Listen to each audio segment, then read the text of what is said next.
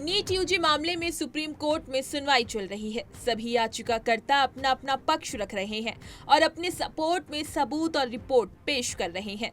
फिलहाल supreme court ने अगले गुरुवार यानी 18 जुलाई तक के लिए सुनवाई टाल दी है। अब केस की अगली सुनवाई 18 जुलाई को होगी। इस बीच नीट स्टूडेंट्स आईआईटी मद्रास से नाराज हैं। इसके पीछे की क्या वजह है, आइए जानते हैं।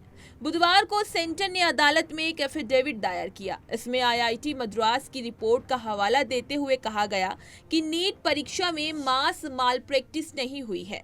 ये data analytics report IIT Madras ने सौंपी है, जिसमें किसी बड़े समूह या किसी खास सेट ऑफ कैंडिडेट्स की परीक्षा की गड़बड़ी में शामिल होने की बात से साफ इनकार किया गया है। नीट यूजी 2024 को लेकर आईआईटी मद्रास ने जो डेटा एनालिटिक्स रिपोर्ट दी है, उसके मुताबिक नीट यूजी परीक्षा में किसी प्रकार की मास गड़बड़ी नहीं पाई गई। यानी ऐसा कुछ नहीं हुआ जिसमें एक बड़ा समूह या फिर बड़ी संख्या में स्टूडेंट्स इन्वॉल्व हों।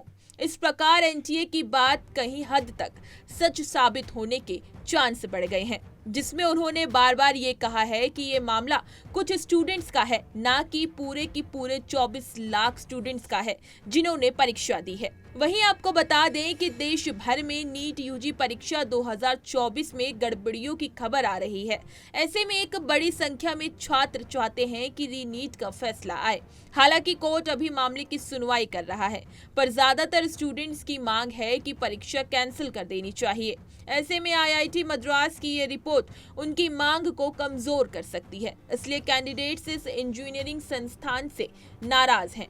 पिछली सुनवाई में कोर्ट ने सवाल किया था कि उन्हें चेक करना पड़ेगा कि परीक्षा किस हद तक प्रभावित हुई है। इसके बाद ही ये फैसला लिया जा सकता है कि एग्जाम फिर से होना चाहिए या नहीं।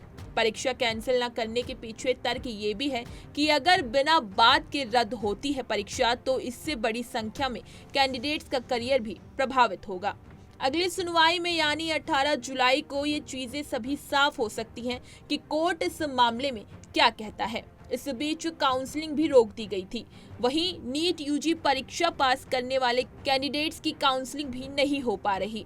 सेंटर से लेकर एनटीए और याचिका दायर करने वाले सभी लोगों को इस बीच में अपने केस के सपोर्ट में सबूत जुटाने हैं और कोर्ट द्वारा पूछे गए सवालों का सभी को जवाब देना है। इसी तरह की तमाम खबरें और अन्य अपडेट्स के लिए बने रहिए हमारे साथ और देखते रहिए punjabkesari.com।